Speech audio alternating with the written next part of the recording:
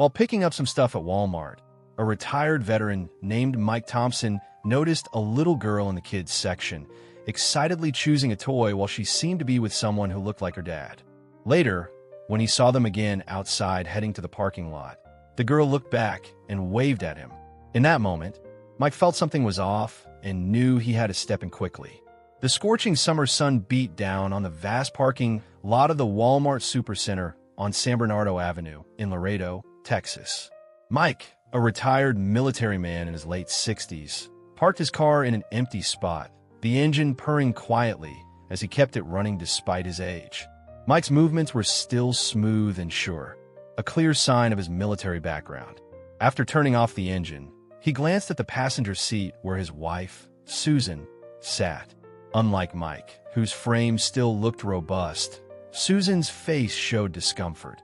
Her hands, once quick and steady, now rested uncomfortably in her lap, her fingers slightly swollen from years with rheumatoid arthritis. "How are you doing, honey?"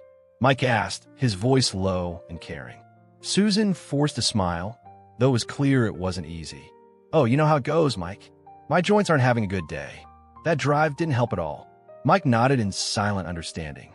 He had seen how arthritis had gradually taken away Susan's mobility, turning simple tasks into daily hurdles. It hurt to see her struggle, yet he admired her strength and the way she kept on going every day. "All right, we're here now. Hang on a sec," he said, gently patting her hand. "I'll grab your medicine from the pharmacy. Do we need anything else?" Susan furrowed her brow as she mentally checked their list. "Yes, sweetheart. I need both my arthritis medicine and the folic acid." "Oh, and here's the prescription for the folic acid," she added, slowly pulling out a folded piece of paper from her purse. Mike took the prescription with care, tucking it safely into his shirt pocket. "Got it. I'll also pick up some groceries while I'm at it.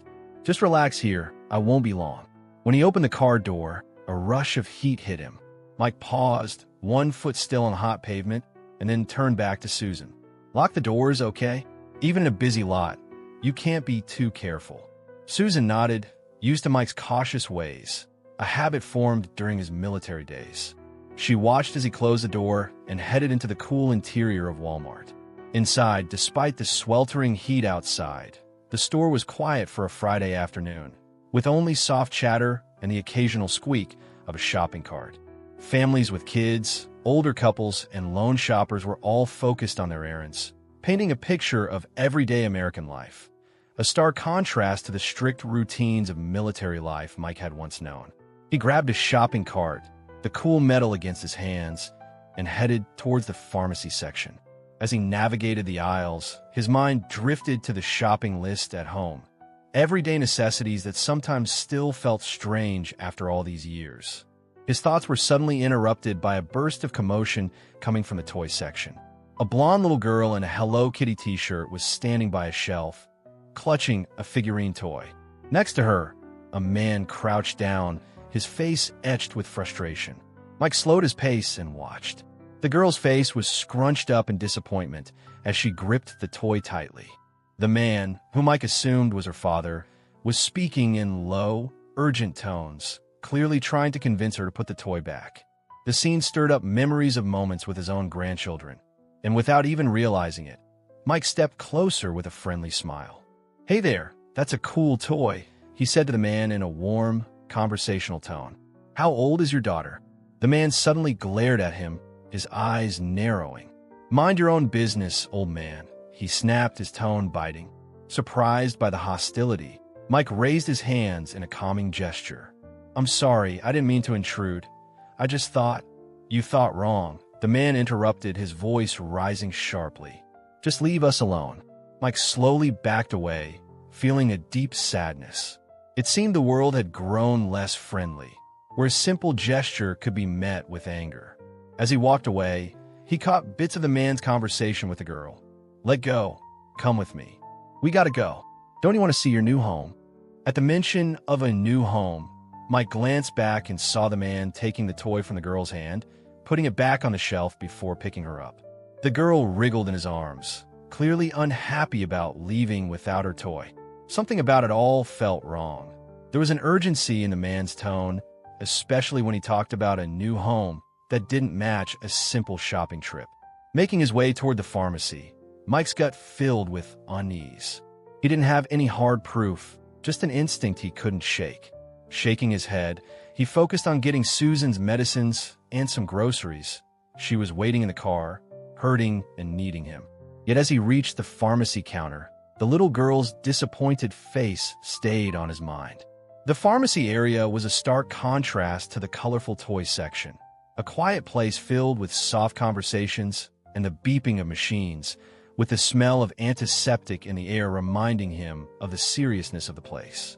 He stepped up to the counter, his footsteps echoing on the polished floor.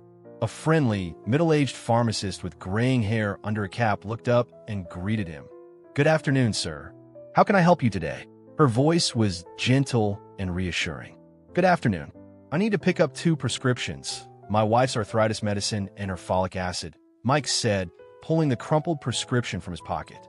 The pharmacist nodded, taking the paper and carefully reading it. "Sure thing. Just one moment while I process this." While he waited, the quiet of the pharmacy allowed his mind to wander back to the scene with the little girl and the frustrated man. Something about it just didn't feel right. Soon, the pharmacist returned with 2 small bags. "Here you go, the arthritis meds and the folic acid. Do you need any dosage details?" Mike shook his head with a small smile. "No, thank you. We've been using these for a while now." After paying, he tucked the bags into his jacket pocket and steered his cart toward the grocery section. Passing by the toy area again, Mike slowed down. The aisle was empty. The girl and the man had vanished, but something pulled him toward the shelf where he'd seen the little girl earlier. There, among all the bright toys, was the figurine she'd been holding. Mike picked it up and examined it closely. It was a nicely made figure from a popular kids' show, with a little hook on the back perfect for hanging on a backpack. He checked the price tag and murmured, "Not cheap, $24.99, but then noticed a bright yellow sticker showing a 20% discount. He stood there, lost in thought, as the girl's sad expression flashed through his mind. Before he knew it, he had put the figurine in his cart. It was a spur-of-the-moment gesture. Chances of running into the girl again were slim, but it felt like a small act of kindness that might brighten her day, even if it went unnoticed. As Mike headed towards the grocery section, his phone rang suddenly, startling him. He pulled it out to see Susan's name on the screen, and guilt hit him for being in the store too long. "Hello," he answered. "Mike, where are you?" Susan's voice sounded strained, and he could tell she was in pain. "My joints are killing me. Did you grab the medicine?" Feeling guilty, Mike replied, "I'm really sorry, Susan. I got your meds. I got sidetracked. I'm on my way now. Do you want me to bring them out to you and then come back for groceries?" There was a pause. "Yes, please, Susan," she finally said. "I hate being a bother." "You're never a bother," Mike reassured her. "I'll be right there." After ending the call, he glanced at the cart. The figurine's still there, a silent reminder of the strange encounter. He knew he should head straight to the car, but something made him pause. He looked over to the checkout lanes, mostly empty on this quiet afternoon, when he suddenly spotted the man and the girl at one of the registers, paying for what seemed like snacks and drinks. At that point, Mike decided to act. He quickly steered his cart to the nearest open lane, determined to buy the figurine before losing sight of them again. At the checkout, he recognized the cashier, Laura, a friendly woman he often exchanged a few words with during his weekly visits. "Good afternoon, Mr. Thompson," she greeted, eyeing the single item in his cart with curiosity. "Just that today? How's Susan doing? Holding up okay?" "Yeah, she's okay," Mike replied, glancing briefly at the other lane where the man and the girl were finishing up. "I already got her meds, so I'll just drop them off at the car and then be back." He paused and pointed discreetly toward the blonde girl. "Hey, Laura, have you seen that little girl around before?" Laura shook her head. "I haven't really noticed. I've been behind the counter all morning." "Is everything all right?" Mike asked uncertainly. "Probably nothing," he added with a shrug. "Just my imagination running wild." Laura smiled warmly as she scanned the figurine. "Well, your taste is good. This is a lovely toy. It's from an older collection, which is why it's on sale for 15% off today." Mike nodded, though his eyes remained fixed on the man and the girl, who were now leaving. The man was walking briskly, and the little girl was almost jogging to keep up. "That'll be $19.99, Mr. Thompson," Laura announced. Her words snapped Mike back to reality. He quickly paid, thanked her, and placed the figurine in his cart. In his rush to follow them, he accidentally pushed his cart out of the store, and the Texas heat hit him again. He barely noticed. His mind focused solely on scanning the parking lot until he spotted the pair approaching a car parked near the edge. "Excuse me," Mike called out, but his voice was lost amid the noisy lot. He quickened his pace and called out louder. This time, the little girl heard him. She turned, smiled widely in recognition, and waved. The man stopped and turned as well. Mike waved back and walked toward them, taking the figurine out of his cart. "I'm sorry to bother you again," he said, addressing the man while smiling at the girl. "I just saw how much you liked that toy, and I thought—" The man's face darkened as he glared at Mike and the toy. The little girl, however, was beaming with excitement. "Can I have it?" she asked, looking up hopefully. "Please." The man didn't respond. Instead, he fixed Mike with a cold stare. "I told you to mind your own business, old man. What are you, some kind of creep following us around, trying to lure my daughter with toys?" A chill ran down Mike's spine despite the heat. No, I'm not doing that. I'm a grandfather myself. She just reminded me of my granddaughter, and I thought it'd be nice to offer her a little gift." "You thought wrong." The man snapped again, cutting him off sharply. "This is your last warning. Keep your hands off my daughter's toy and take it back to your own grandkid." With that, he grabbed the girl's arm and pulled her away. Mike stood there, figurine still in hand, watching them leave. The little girl looked back, her smile gone, replaced by a look of sadness and fear. As they moved further away, Mike heard the man say, "Your new home is waiting. We need to move quickly." "Will Mom be there?" the girl asked. "Of course," the man replied. The girl glanced back one last time, and Mike was sure the fear in her eyes was real.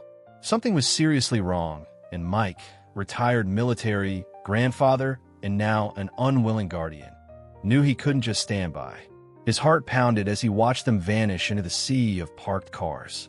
His gut feeling had turned into a full-blown alarm. Relying on his years of military training, he pulled out his phone and dialed 911. After a deep breath to steady his nerves, he spoke clearly into the phone.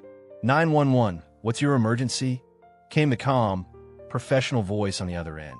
"This is Mike Thompson. I'm at the Walmart Supercenter on San Bernardo Avenue in Laredo. There's a man with a little girl who doesn't seem to be his daughter. She looks scared. I believe he might be taking her somewhere against her will." The dispatcher asked for a description, and Mike quickly provided details. The man's Hispanic features, the girl's blonde hair and Hello Kitty shirt, and the strange behavior he'd witnessed both inside and outside the store. "Okay, Mr. Thompson, we're sending officers to your location now. Please stay put and do not approach them. Wait for the police," the dispatcher instructed. "Understood," Mike replied. "I'll be waiting by the store entrance. I'm wearing my veteran cap." "The officers will meet you there," the dispatcher confirmed. Once off the call, Mike's mind raced. He knew he should just wait for the police, but every second felt vital. What if the man got away before help arrived? What if he was really planning to take the girl somewhere she didn't want to go? Torn between his instinct to act and the instructions from dispatch, Mike decided he had to make sure Susan was all right and get her medicine to her. He hurried back to the car, scanning the lot for any sign of the suspicious pair, but they were nowhere in sight.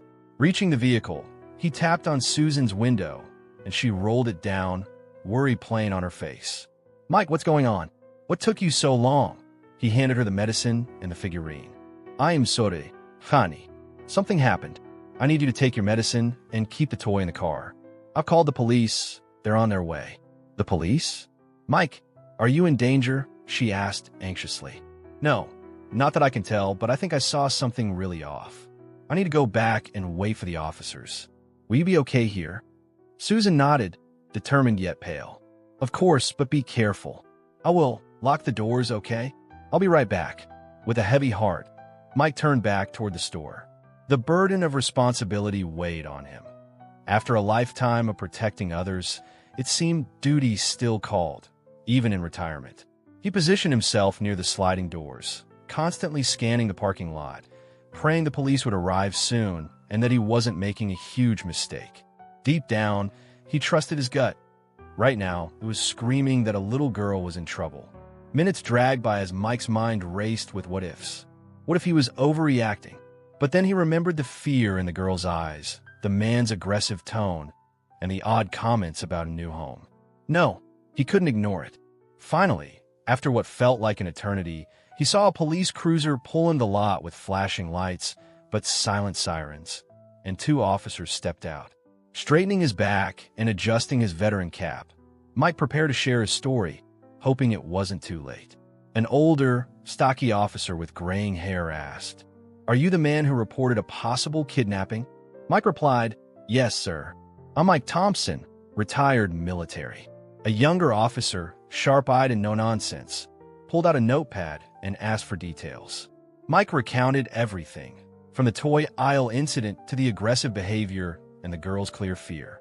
The officers exchanged glances. When he finished, the older officer sighed. "Mr. Thompson, we appreciate your concern, but did you see the man actually hurt the girl? Did she ask you for help?" Mike hesitated. "Not exactly." Before he could continue, the younger officer interjected, "Sir, we can't search for someone based only on a feeling. There are no missing person reports that match her description, and without solid evidence, we can't do much." Frustrated, Mike protested, "But you don't understand. I know what I saw. That little girl was scared, and that man." The older officer cut him off firmly. "I value your service and concern, but we can't act on hunches.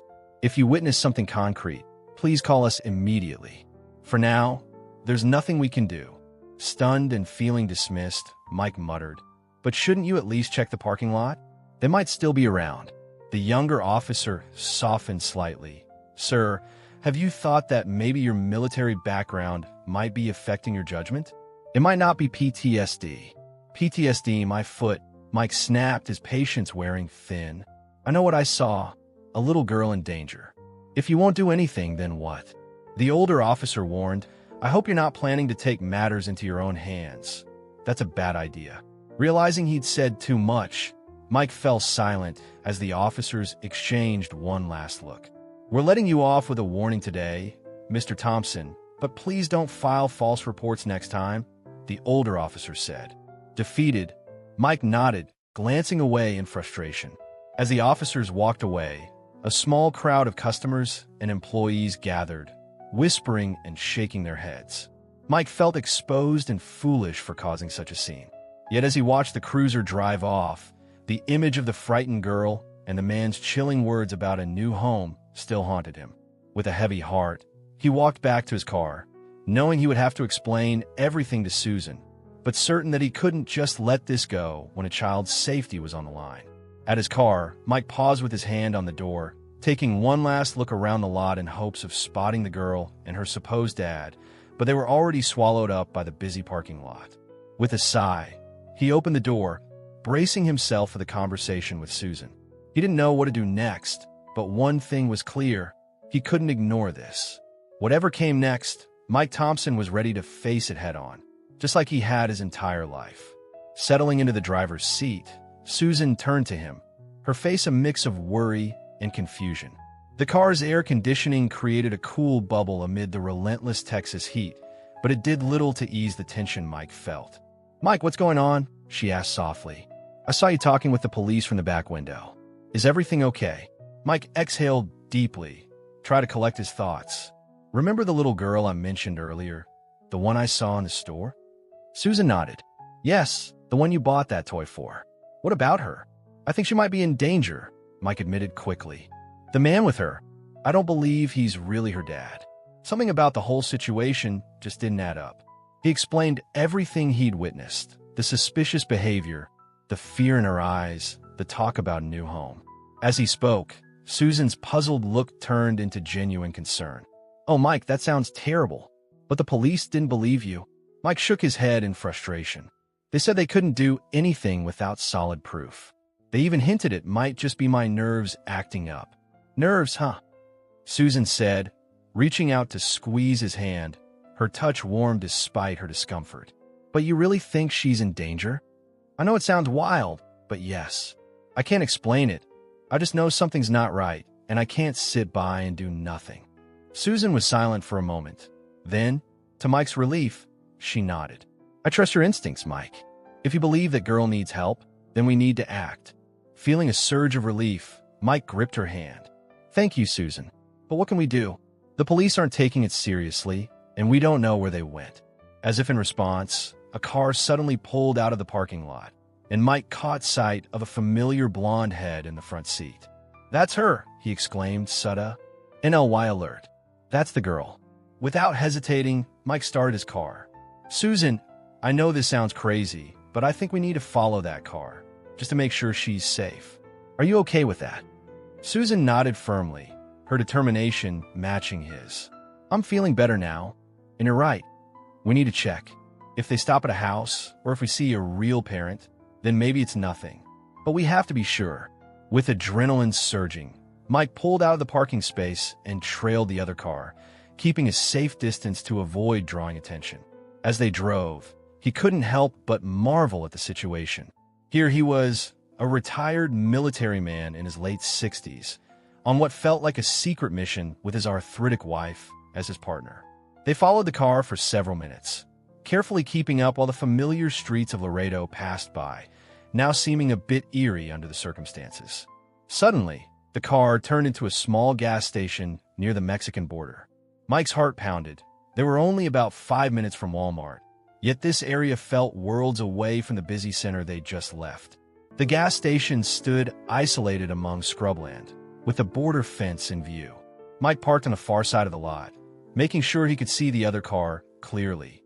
The tension was palpable as they watched the scene unfold. The man got out quickly, his movements furtive, opened the trunk, and then headed into the store inside the gas station, leaving the girl alone in the car. Everything about it set off alarm bells in Mike's mind. "This isn't good," he murmured, his suspicions growing by the second. Susan squeezed his arm. "What are you going to do?" he replied, taking a deep breath while his mind raced through possibilities. "I'm going to check on the girl. You stay here and lock the doors, okay?" Susan nodded, worry clear on her face. "Be careful, Mike, please." With a reassuring smile, he stepped out of the car. The heat hit him like a wall, but he barely noticed. It was all about that car across the lot and the little girl inside. As he approached the vehicle, his heart thumped loudly. He knew he was taking a risk, but the thought of an endangered child pushed him forward. Peeking through the window, his blood went cold. The little girl was slumped in the passenger seat, clearly unconscious. Her blonde hair covered part of her face, and her Hello Kitty shirt was rumpled. She looked so small and vulnerable that anger surged inside him. Glancing at the front seat, he spotted a bottle of cough syrup barely visible on the console. In that moment, all his doubts disappeared. This wasn't just a misunderstanding or an overreaction. It was a real threat to a child's safety. With trembling hands, he dialed 911 again, keeping his eyes fixed on the gas station entrance and hoping the man wouldn't return before help arrived. Every second felt drawn out until the dispatcher answered. 911, what's your emergency? The calm voice asked. Mike responded firmly, "This is Mike Thompson. I'm at a gas station near the Mexican border, about 5 minutes from Walmart on San Bernardo Avenue. There's an unconscious girl in a car, and I believe she's been abducted. Please send help immediately." "Sir, are you sure she's unconscious?" the dispatcher asked. "Yes, I can see her through the window. She isn't moving," Mike replied. "All right, Mr. Thompson, we're sending units to your location now. They should arrive in a few minutes.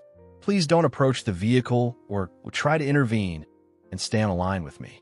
Mike was about to agree when he noticed movement at the gas station entrance. His heart nearly stopped. "The man's coming out of the store. I have to go," he said, ending the call despite the dispatcher's protests, and quickly moved away from the car, turning to act casual. From a nearby vehicle's rearview mirror, he watched as the man emerged from the store carrying supplies: duct tape, wet wipes, and what looked like a prepaid phone. In that moment, Mike realized he couldn't wait any longer. Every second counted. He sprinted toward the man's car, positioning himself between the vehicle and its owner. The man halted abruptly, shock and anger in his eyes. "What the hell do you think you're doing?" the man barked. Recognizing Mike, he growled, "You again? I told you to mind your own business, old man. I'm Mike Thompson, retired military, Mike said steadily. I can't let you take that girl. The police are on their way. It's over. The man's face twisted in rage. Get out of my way, or I'll make you regret it. This is your final warning, creep. Move or get hurt. Mike's training kicked in. He tensed, ready for a fight. If you want to get to that girl, you got to go through me, he declared. And let me tell you, hurting me won't cut it. You'd have to kill me right here, right now. For a moment, the two of them stood locked in a tense standoff, the Texas sun beating down mercilessly as a car horn blared in the distance, oblivious to the drama unfolding in this dusty lot. Then, the sound of police sirens filled the air. The man's head snapped up, panic replacing his anger. In a desperate move, he pulled out a flip knife, the blade flashing in the sunlight. Last chance, old man, he snarled, brandishing the knife. But Mike stayed firm. As the man lunged, Mike sidestepped and grabbed his wrist, twisting it hard. The knife clattered to the ground, and Mike kicked it away, sending it skittering across the pavement. The man howled in pain, struggling to free his arm, but Mike's grip was unyielding. Just then, a police car screeched into the lot, and two officers jumped out, weapons drawn. "Freeze!" one shouted. The fight ended instantly as the man slumped in Mike's grip, defeat clear on his face while the officers closed in. Finally, Mike allowed himself a slight relaxation. He'd stopped the abductor and kept the girl safe. As the adrenaline faded, the reality of what he'd just done sank in.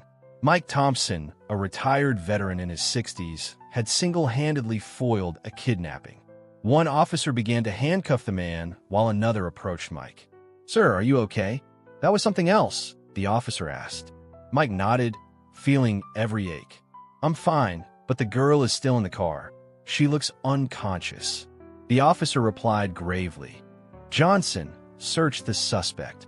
"I'll check on the girl," Officer Johnson said, patting down the man and retrieving a set of car keys and a wallet from his pockets.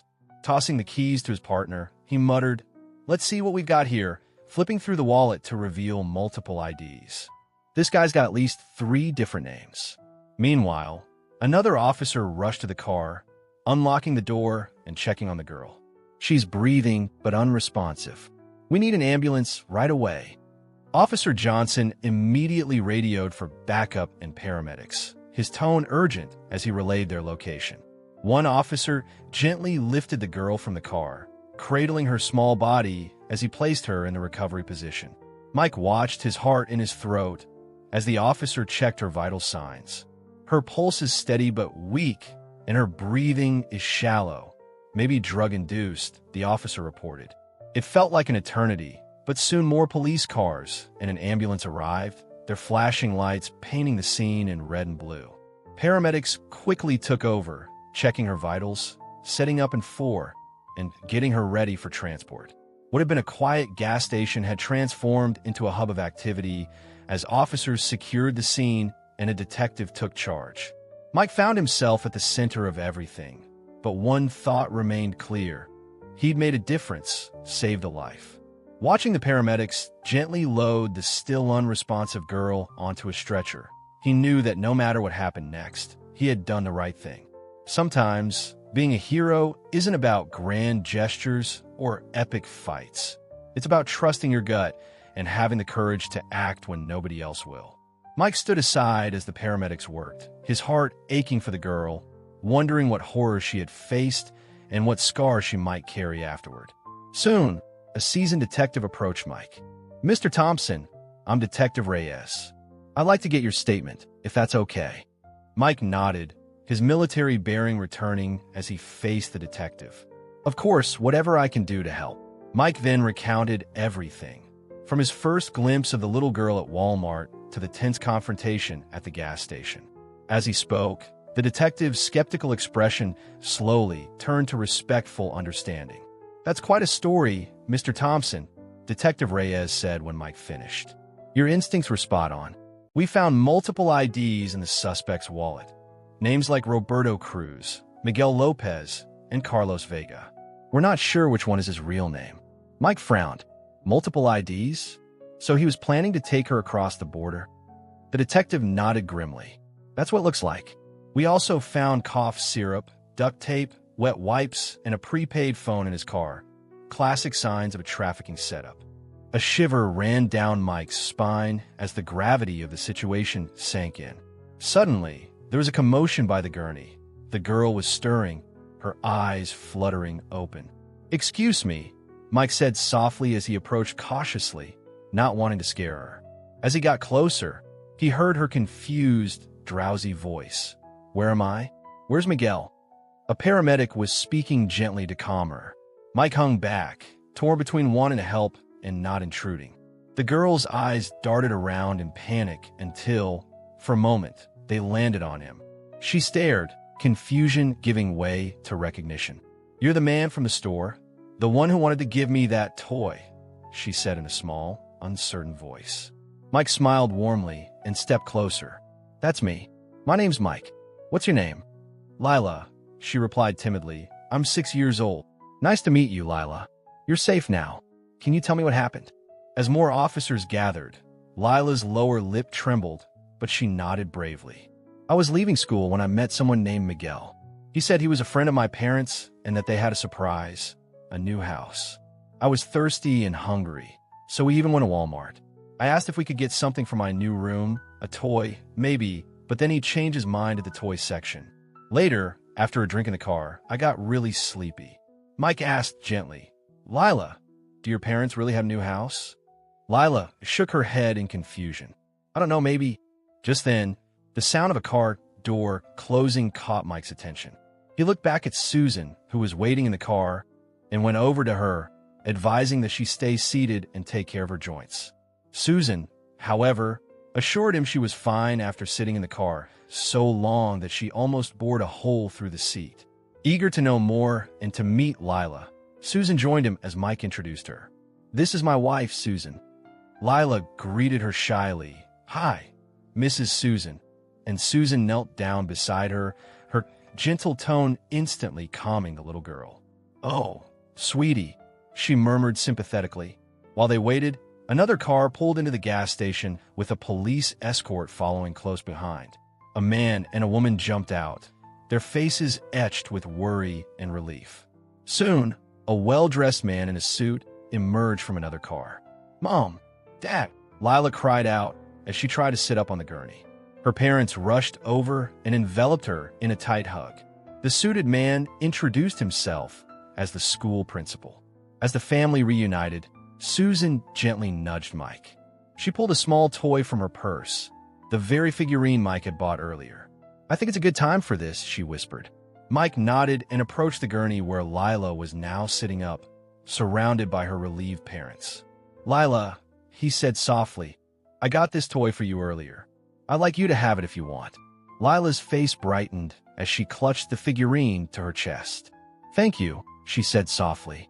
Lila's mother looked at Mike with tears in her eyes. "You saved our daughter. How can we ever repay you?" Mike shook his head. "No repayment is needed. I'm just glad Lila is safe." As Lila's father reached for his wallet, Mike raised a hand. "Please, sir, let me give you the toy as a gift. Lila reminded me of my granddaughter, and I wanted to do something nice for her." Lila hugged the toy tightly, then looked up at Mike and asked, "Can I put it on my backpack?" "Of course," he replied with a smile as an officer brought over Lila's backpack found in the suspect's car. Lila carefully attached the figurine to her bag. "This way, I'll always remember you," she said with a small smile. As the family talked with the officers and paramedics, Lila's father approached Mike and offered a business card. "We'd like to thank you properly. Please take my number. We owe you so much." Touched, Mike accepted the card. Detective Reyes then announced that everyone would need to head to the station for formal statements and further questioning. As things began to calm down, Mike and Susan made their way back to the car. The Texas sunset painted the sky in brilliant oranges and pinks. "Are you up for going to the station?" Mike asked as they climbed into the car. "I could drop you home if you're tired," he offered. Susan shook her head firmly. "No way. I'm coming with you. I'm so proud of you, Mike. After all these years, you're still as strong and brave as ever." Mike smiled, feeling a warmth that had nothing to do with the heat. "And you're always my best partner," he said, kissing her hand. I never expected that when the man pulled out the knife, it felt like my training just took over. As they drove toward the station, Mike reflected on the day's events. Though retired, it seemed his days of protecting others were far from over. Looking at Susan, whose steady presence comforted him, he said thoughtfully, "Today made me realize something." Susan turned to him, her eyes soft in the dim light. "What's that, dear?" "All those years I spent in the military, I always thought that was the only way to serve. But today showed me that service doesn't stop when you hang up your uniform." He paused, collecting his thoughts. "I might not be fighting on a battlefield anymore, but there are still battles here at home, for our children's safety and for our community's well-being." Susan squeezed his hand. "You've always been a hero to me, Mike, and today you were a hero to that little girl and her family too." Mike nodded, his throat tight with emotion. "In some ways, this feels even more meaningful than my military days. Don't get me wrong, I'm proud of my service, but today I saw the immediate impact of my actions. The relief on those parents' faces, the gratitude in Lila's eyes." He chuckled softly. "I guess you're never too old to learn new things. Today taught me that being an everyday hero right here in our neighborhood can be just as important as any mission." Susan smiled, her eyes sparkling. "One thing's for sure, we've got a story to tell at the next get-together." Mike laughed, feeling lighter than he had in years. Who would have thought a simple grocery run could turn into all this? As they pulled into the station's parking lot, Mike turned to Susan with a serious but hopeful look. I think I've found a new purpose in life. We might be retired, but there's still so much we can do to make a difference in our community." Susan nodded, her face glowing with pride and love. "I couldn't agree more, dear. Whatever you decide to do next, I'll be right there with you, full of gratitude and hope." With that, Mike stepped into the station, ready to embrace this new chapter of his life. The everyday hero in him had been reawakened, and he was eager to see where this new mission would take him.